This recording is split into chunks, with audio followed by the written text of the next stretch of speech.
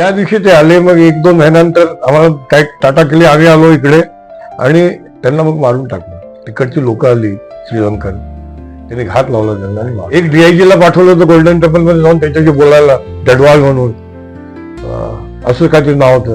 त्याला त्यांनी तिथं दरवाजाच्या तिथं उडवला. कमीत कमी 50,000 लोक मारली गेली, त्याची घरं जाळली गेली.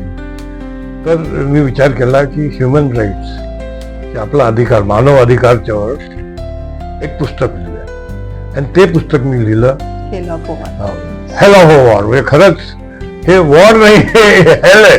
कुणाचं? एक आम आदमीचं. तर जनरल साहेब म्हणाले स्वतः आपण पहिले जरा बूट काढून जाऊयात. बूट काढून आत गेलो तर एवढे फायरिंग दोन्हीकडनं, माणसं पडले, 2 डझन माणसं फटाफट आमची. ओके, मग टँक घेऊन गेलो आणि मग अटॅक झाला आणि 1 जूनला सुरू झालं.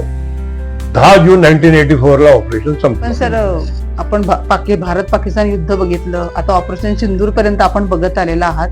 तर त्या काळची युद्धनीती आणि आत्ताची युद्धनीती यामध्ये काय फरक जाणवतो आपल्याला? हा माझ्या मुलाचं पुस्तक आहे. तो सुद्धा पुस्तकं लिहितो आणि तो स्पाय थ्रिलर लिहितो. हे सिद्धार्थ थोरात. तुम्ही सिद्धार्थ थोरात बुक्स Amazon मध्ये जावा, तुम्हाला मिळेल. सर, भारत पाकिस्तान युद्धाबरोबर आपण श्रीलंकेमध्ये पण शांतता सुरक्षा सेना गेल्या होतात आणि त्यासाठी आपल्या कामगिरीबद्दल भारत सरकारने आपल्याला प्रशस्ती पत्र पण दिलेलं आहे. तर त्याच्यामधला एखादा अनुभव सांगा सर आम्हाला. Sri Lanka was a different chess board ज्याला म्हणतात. आणि काय झालं की आपण मग येणारच आहे तिकडे. राजीव गांधींना प्राईम मिनिस्टर बनावं लागलं. ते पायलट होते. ओके, आणि त्यांनी हे अकॉर्ड केला श्रीलंकाच्या बरोबर. अकॉर्ड असा केला की तिथं तमिळ मिलिटंट होते. ओके, प्रभाकरांची LTT त्याला म्हणतात. त्यांची ट्रेनिंग सुद्धा आम्हीच केली होती, इंदिरा गांधींनी. कारण की श्रीलंकनचे पार्लमेंट म्हणा, श्रीलंकनची आर्मी म्हणा, आमच्या तमिळ लोकांच्या विरुद्ध फार त्यांचा नरसंहार केला. मग त्यांच्या जमिनी घेऊन ते घेतल्या, मग बॉम्बलास्ट झाले वगैरे झाले. आणि आमचं एवढंच म्हणणं होतं तमिळ श्रीलंकाचं की आम्हाला आमचं होमलँड द्या, आमची घराची जागा द्या, जे आमची आहे पूर्वीपासून. ती कुठली आहे? नॉर्थ जाफना आणि ईस्ट म्हणजे बॅटिकलोवा, ट्रिंकोवली. ओके, तर जेव्हा आम्ही श्रीलंकेत गेलो तर आम्ही लढण्यासाठी गेलो नव्हतो, शांतता. आम्ही शांतता. पण हे अकॉर्ड असं केलं होतं की श्रीलंकन आर्मी गेली त्यांच्या बॅरेकमध्ये आराम करायला आणि आम्हाला सांगितलं आमच्या गव्हर्नमेंटनी की तुम्ही यांच्याकडनं हत्यार घ्या. कोणाकडनं? LTT कडनं, प्रभाकरनकडनं. प्रभाकरन द्यायला तयार नाही. ते प्रभाकरला माहिती आहे की हत्यार दिली तर त्यांना सगळ्यांना मारूनच टाकतील श्रीलंकन आर्मी बाहेर निघून. ते आमच्याशी लढले. तर पहिला बॅटल झाला, बॅटल ऑफ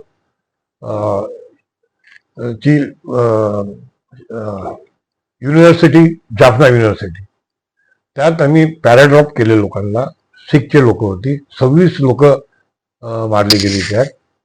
आणि त्याच्याबरोबर पॅराट्रूपर सुद्धा मारले गेले. आणि त्याच्यानंतर आम्ही जाफना जिंकलं, बविना जिंकलं. पण माझी बटालियन जी होती त्या डिफरंट ऍक्सेस मध्ये होती.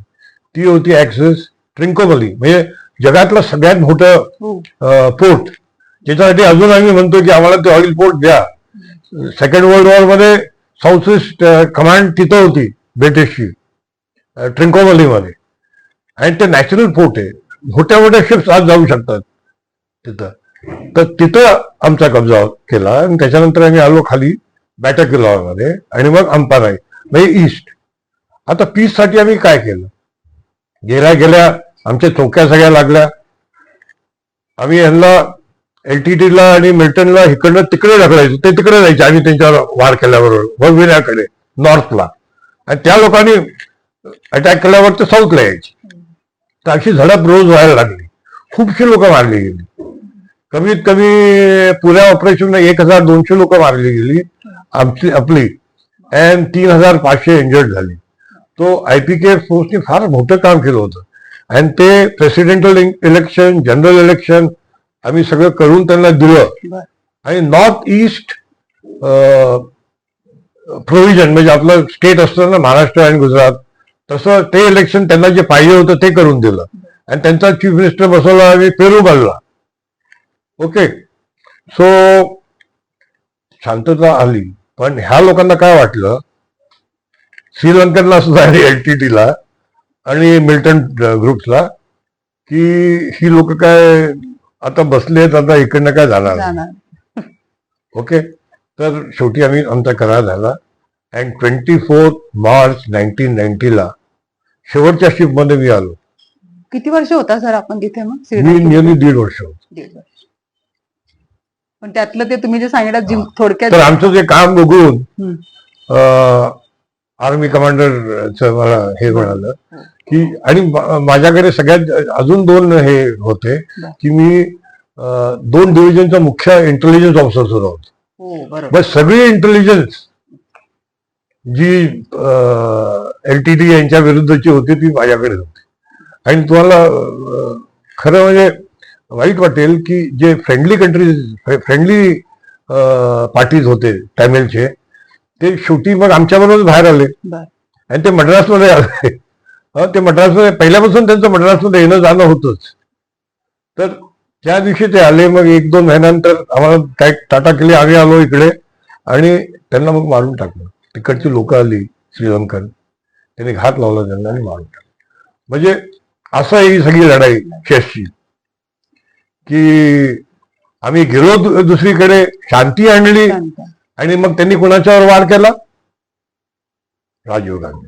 हो, त्यांची हत्या त्याच्यामध्ये. त्यांची हत्या झाली त्याच्यामुळे झाली. सर या व्यतिरिक्त पण आपण मला वाटतं ऑपरेशन ब्लू स्टार, ऑपरेशन आम्ही येतो रक्षक. त्याच्यामध्ये. हा, तर तर मग शेवटी मग मी जेव्हा आलो, कारण मी पीस एस्टॅब्लिश केली होती लढाईमध्ये, तर मी विचार केला व्हाय नॉट राईट अ बुक. तर मी एक नॉव्हेल लिहिलं.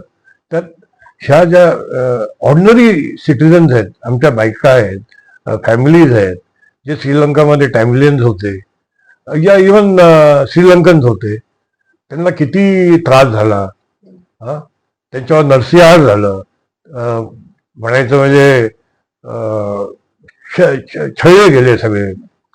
कमीत कमी 50,000 लोक मारली गेली, त्यांची घरं जाळली गेली. तर मी विचार केला की ह्युमन राईट्स, की आपला अधिकार, मानव अधिकारच्यावर एक पुस्तक लिहिलं. आणि ते पुस्तक मी लिहिलं hell of war. Hell of war. म्हणजे खरंच हे वॉर नाही, हे हेल आहे. कुणाचं? एक आम आदमीचं. तुम्ही त्यांनाच दिसताय. आणि माझं दुसरं जे पुस्तक येणार आहे, हेल ऑफ वर्ल्ड वॉर, त्यात हे आत्ताच जे चाललेलं आहे ते सुद्धा मी घेणार आहे, मिडल ईस्टचं. त्याचं सुद्धा अर्ध मी पुस्तक लिहिलेलं आहे आणि ते सुद्धा मी प्रकाशन करीन. ते सुद्धा मी तुम्हाला देईन. So this is Sri Lanka. आता तुम्ही विचारलं मला blue star, operation blue blue star. Star, operation okay. रक्षक, आणि मला वाटतं गुजरातमध्ये पण आपण काहीतरी ओके. विशिष्ट तर काम मी केलं. गुजरातचं सांगतोय. हा. 1989 मध्ये माझी कमांड होती गुजरातमध्ये. तुम्हाला माहिती आहे गुजरातमध्ये रथयात्रा होतात वगैरे हो. वगैरे. पण गुजरातमध्ये एक पोलीसच्या विरुद्ध police strike, sub inspector police strike, union strike, हे सगळं व्हायला लागलं होतं. आणि डेंजरस झालं होतं सोसायटीला. त्याच्यामुळे काय, सोसायटी बिखर झाली होती. चोऱ्या जास्त व्हायला लागल्या, मारामारी व्हायला लागले. तर एक दिवस चीफ मिनिस्टर आणि होम मिनिस्टर पाटणकर होते, home secretary, chief secretary Patankar म्हणून होते गुजरातचे. तर त्यांनी आम्हाला टास्क दिलं की थोडंसं हे जे नादियाड वगैरे इकडचे पोलीसचे पोस्ट आहेत, त्यात हत्यारे आहेत हजारो, ती तुमची बटालियन जाऊन टेक ओव्हर करा. तर टेक ओव्हर करा म्हणजे कोत असतात त्यांचे. तर तुम्ही गेलं तर कोण तुम्हाला चावी देणार नाही, तुम्हाला सरप्राईज करायला लागतं. ओके. ते तर एक दिवस आम्ही ठरवला आणि रात्री आम्ही 12च्या वाजता पोहोचलो. सगळे हत्यारं सगळी आम्ही आमच्या कंट्रोलमध्ये घेतली. आणि जेव्हा त्यांनी पाहिलं सकाळी उठल्यानंतर की असं सोडून तिथं कोण नसतंच पोलीस स्टेशनमध्ये, ती सगळीकडे आर्मी आहे आणि ती मराठा आर्मी आलेली आहे. मराठा ते पहिल्यापासून मानायचे. तुम्हाला माहित आहे पेशव्यांची फौज तिकडे सगळी पोहोचली होती, मग बरोड्यामध्ये पोहोचली होती आणि तिथं सगळीकडे गणपती बसवले नवीन. ते म्हणाले आम्ही शांतता आली. तर चीफ मिनिस्टर फार प्रसन्न झाले होते, ती गव्हर्नमेंट बेसिकली. आणि त्यांनी आम्हाला म्हणाले की प्रशस्ती पत्र बटालियनने दिलं, मला दिलं आणि आम्हाला सगळ्यांना माझ्या ऑफिसर्स 20 ऑफिसर्सला चीफ मिनिस्टर आणि सगळे मिनिस्टर्स प्लस त्यांचे cabinet minister plus IG VG या लोकांनी आम्हाला डिनरला बोलवलं. दुसरं कोणाला बोलवलं नाही आर्मीच्या लोकांना. ते बोलवू शकता असते ना ब्रिगेडियर जनरल वगैरे वगैरे. नाही म्हणाले ह्या बटालियनने काम केलं, ह्या बटालियनचा मी सत्कार करणार. आणि आम्ही जेवायला गेलो होतो. आणि 3 दिवसानंतर माझी बटालियन जेव्हा श्रीलंकेला चालली होती त्यापैकी खूप लोक मला अभिनंदन करायला आमच्या याच्यावर सुद्धा आले होते, रेल्वे स्टेशन, मिलिटरी स्टेशनवर. हे झालं. आता सांगा गुजरातचं झालं. सर आता सांगतो तुम्हाला ऑपरेशन ब्लू स्टार किंवा ऑपरेशन रक्षक थोडासे एखादा अनुभव. ब्लू स्टार तुम्हाला सांगतो. ब्लू स्टार का झालं? इंदिरा गांधी. मी काय म्हणतो तुम्हाला, नेहरू पासून मोदीपर्यंत मी घेऊन चाललोय. माझं वय तसं झालंय. I can take you the whole world over. But तिथं मी काम केले तरच मी तुम्हाला बोललो. तर ब्लू स्टार मध्ये इंदिरा गांधी आणि भंडरवाला जनरल त्यांच्याबरोबर एक गुप्त डिस्कशन वगैरे चालले होते. कारण की आनंदपूर साहेब एक रेझोल्युशन झालं होतं. त्याच्यामुळे त्यांचं म्हणणं होतं की आम्हाला सुद्धा थोडी फ्रीडम पाहिजे, थोडीशी फ्रीडम तरी द्या आम्हाला. तर ते काय आम्ही द्यायला तयार नाही. एकाला फ्रीडम दिलं तर थोडंसं दिलं तर सगळ्यांनाच द्यायला लागेल, काश्मीरला द्यायला लागेल. तर मग त्यांनी विद्रोह केला. विद्रोह केल्यावर त्यांनी काय केलं, 200 मिलिटंट्स घेऊन गोल्डन टेम्पल वर जाऊन बसले. ओके. आणि सगळीकडे मारामारी व्हायला लागली. एक DIG ला पाठवलं होतं गोल्डन टेम्पल मध्ये जाऊन त्याच्याशी बोलायला, डडवाल म्हणून असं काहीतरी नाव होतं. त्याला त्यांनी तिथं दरवाजाच्या तिथं उडवला. तर हे it's a big insult to the government of India. तर मी म्हणालो होतो इथे ढाकाच्या याच्यामध्ये फर्स्ट मराठाचे ब्रार, ते जनरल ब्रार झाले होते. आता ते सरदार होते पक्के.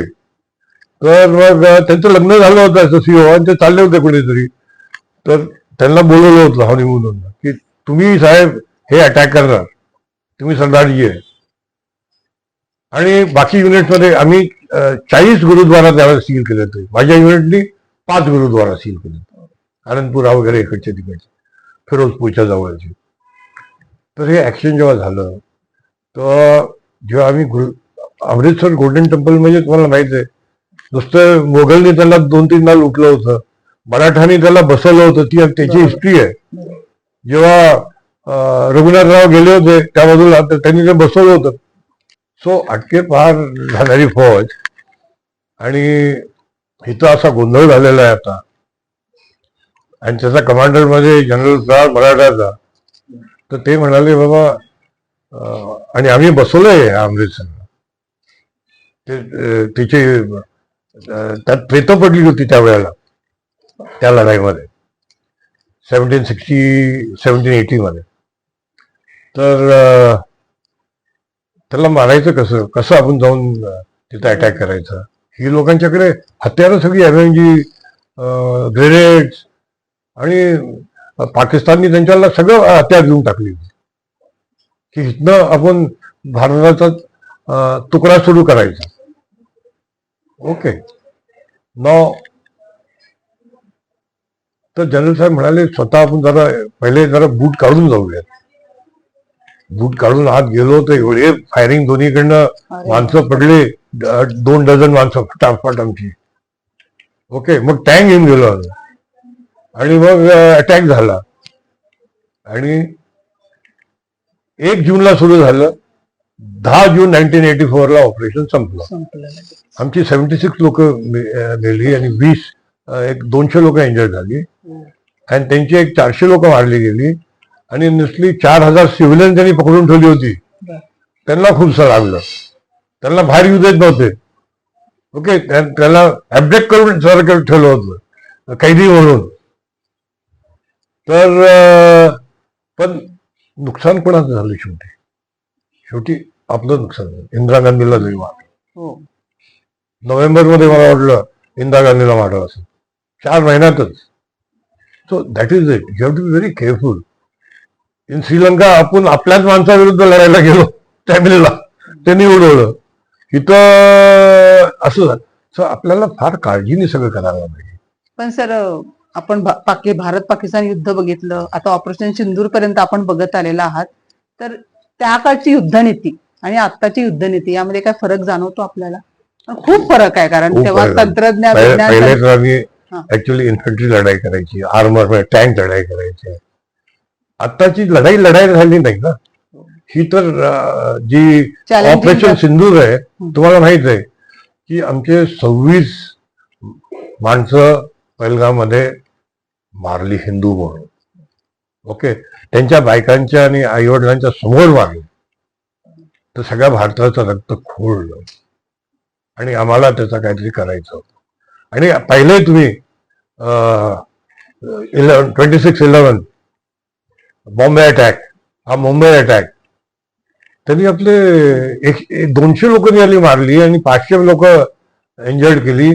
तरी सुद्धा त्या गव्हर्नमेंटनी, सोनियाजी होते त्यावेळेला, त्या लोकांनी गप्प बसले की आपण इथं लढाई केली तर ते लढाई करतील आणि मग हे होईल आणि मग उद्र होईल, काय करायचं.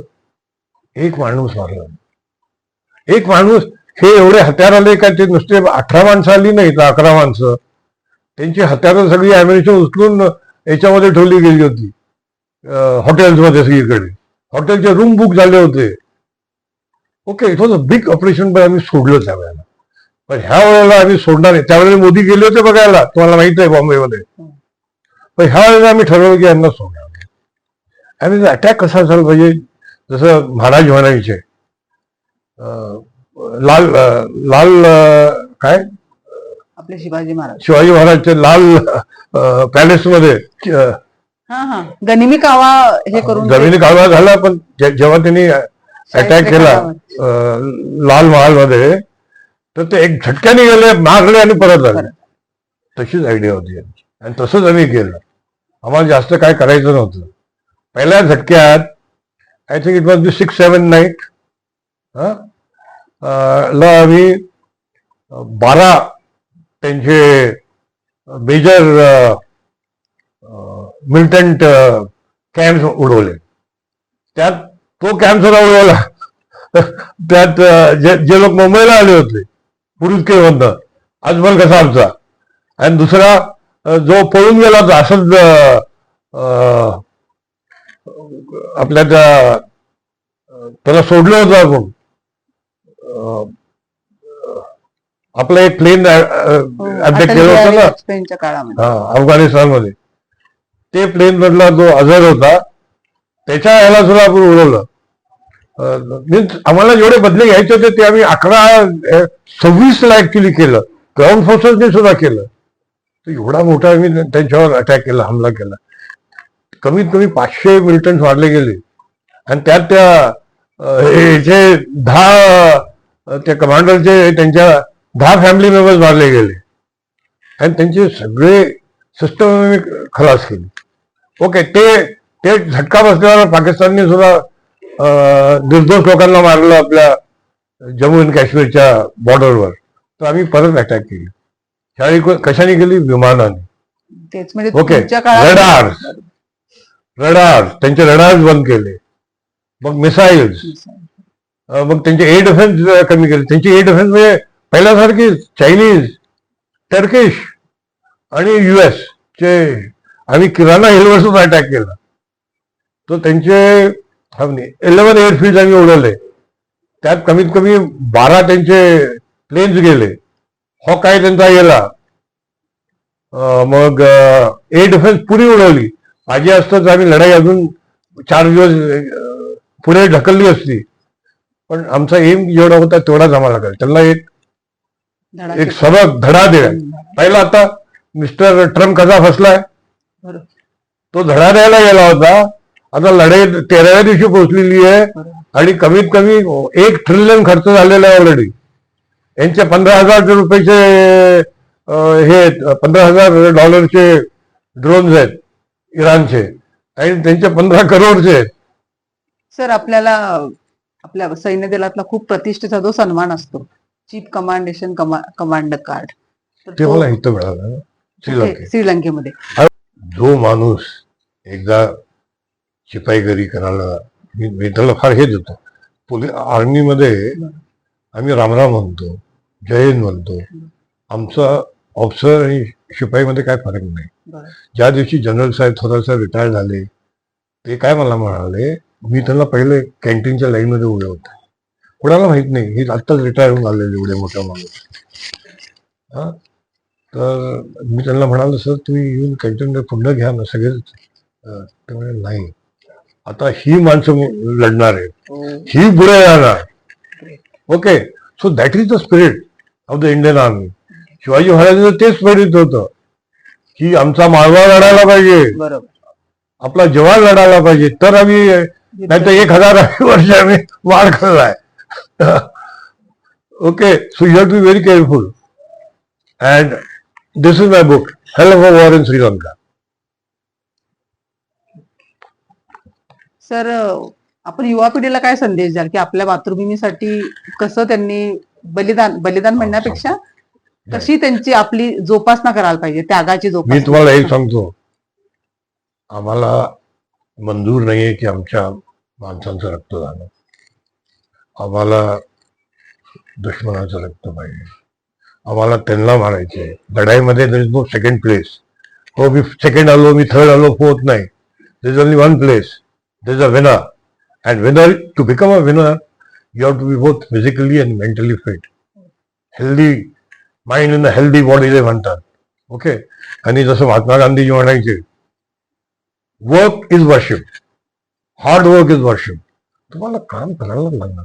मला सर मॅथमॅटिक्स येत नाही, मला हे येत नाही, माझे टीचर मला रागवतात, हे सगळं विसरून तुमच्या टीचरच्याकडे जायला पाहिजे, तुमच्या गुरुकडे जायला पाहिजे, तुम्हाला शिकायला पाहिजे. आणि जेव्हा तुम्ही परीक्षेत बसतात, तुम्ही म्हणता सर मला डिप्रेशन झालंय. डिप्रेशनला काय म्हणतात? नैराश्याने. अरे डिप्रेशन नाही, you have to overcome the depression. कसं करणार की तुम्ही मल्टीफॅसेट मध्ये परीक्षा देणार. तुम्ही एमपीएससीला सुद्धा बसणार, युपीएससीला सुद्धा बसणार, मेडिकल सुद्धा जायचा प्रयत्न करणार, नाहीतर आर्ट साईडला जाणार, नाहीतर तुम्ही फॅक्टरीजमध्ये काम करणार. Top, this nothing like a top chap. तो खालचा माणूस आहे, तोच लीडर आहे, त्यांनीच काम करायचं असतं. आपण म्हणतो ना की इलेक्शन, हे काँग्रेसवाले म्हणतात इलेक्शन वर नाही जिंकू शकत. तुम्हाला खाल्लं ते तुमचं सैन्य तयार करावं लागतं. हा, तेच राष्ट्रप्रेम कसं जपायला पाहिजे. नाव दॅट इज, मॅडम जी म्हणाल्या, राष्ट्रप्रेम, राष्ट्रशक्ती, याच्यासाठी फार जरुरी आहे की तुम्ही तुमचे हिस्ट्री पुरी चेंज करा. मोगल पिरियड काढा, ओके, ब्रिटिश पिरियड काढा. ते शिकवतात काय तुमचं? आपल्या ह्याच्यामध्ये नुसतं आपले लोक, आपले भारताचे युद्ध, ओके, दिस हा युद्ध म्हणजे सगळ्यात मोठा युद्ध बांगलादेशचा, तो शिकवा. ह्यात केवढे मोठे हे शिकण्यासारखं भरपूर आहे. मग तुम्ही शिवाजी छत्रपतींचे शिकवा. तसं तुम्ही मला गुरेला वाफे, मग तुम्ही जावा, यू बिकम, काय म्हणतात, अजूनपर्यंत आपण बरोबर ड्रोन बनवू शकत नाही, विमान बनवू शकत नाही. आम्हाला अब्दुल कलाम पाहिजे. अब्दुल कलाम काय म्हणाले होते माहितीये काय? तुम्हाला सूर्यासारखं बनायचं असेल तर सूर्यासारखं जळायला लागेल, आपलं कष्ट करायला घ्यावं लागेल, नाही तर तुम्ही कसं करणार? So finally I tell you की करेज, ऑनर, करेज, हे तसं काय येणार नाहीये तुम्हाला. तुम्हाला त्याच्यासाठी स्विमिंग करायला पाहिजे. डायव्हिंग करायला पाहिजे. आपली मुलं स्विमिंग करत नाही, डायव्हिंग करत नाही. आपल्याकडे 5 नद्या आहेत, जात नाही.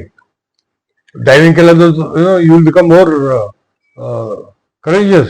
बोटिंग करणार तुम्ही, मग हे तुम्हाला करायचं नाहीये. अच्छा, बॉक्सिंग करायला पाहिजे, नाही तर कराटे करा, नाही तर एनी तुमचा गेम, ढाल तलवारचा गेम काय तुम्ही करा. हो, करायचं नाहीये आपल्याला. आपल्याला काय म्हणायचं, माझ्या आईने मला शिकवलं नाही, वडिलांनी शिकवलं नाही, हो. मास्टर माझा खराब आहे, मला मराठी येतं, पण मी अंग्रेजीच्या लोकांच्या बरोबर कसं कॉम्पिट करणार. माझं आता तुमच्याकडे फुकट कॉम्प्युटर दिलेले आहेत, फुकट हे दिलंय, काय त्याला म्हणतात, सगळं काय तुम्हाला वाचायला मिळतंय. तंत्रज्ञान तुम्हाला गाडी पाहिजे, तुम्हाला स्कूटर पाहिजे, नाही तुम्हाला काय द्यायचं नाही. तुम्ही सायकलवर पळा, जावा सगळीकडे. तुम्हाला हे वाटेल की अमेरिका वगैरे मी सगळीकडे गेलेलो आहे, सगळीकडे सायकल पाथ आहेत, युके मध्ये वगैरे. सिटीजमध्ये गाड्या अलाउड नाहीये आणि आपलं पेट्रोल उडवतोय. आणि I won't say that, but मोठी माणसं जेव्हा जातात त्यांच्या मागे पुढे चाफा गाड्यांचा, अरे व्हॉट नॉनसेन्स. हे आपल्याला बंद हे कुठेतरी थांबायला पाहिजे सर. थांबायला नाही, लगेच थांबायला पाहिजे. मी एक प्राईम मिनिस्टर पाहिला, एकटा ट्रेन मधनं फिरतोय, चुकून मी भेटलो त्यांना माझ्या युरोप ट्रिप मध्ये.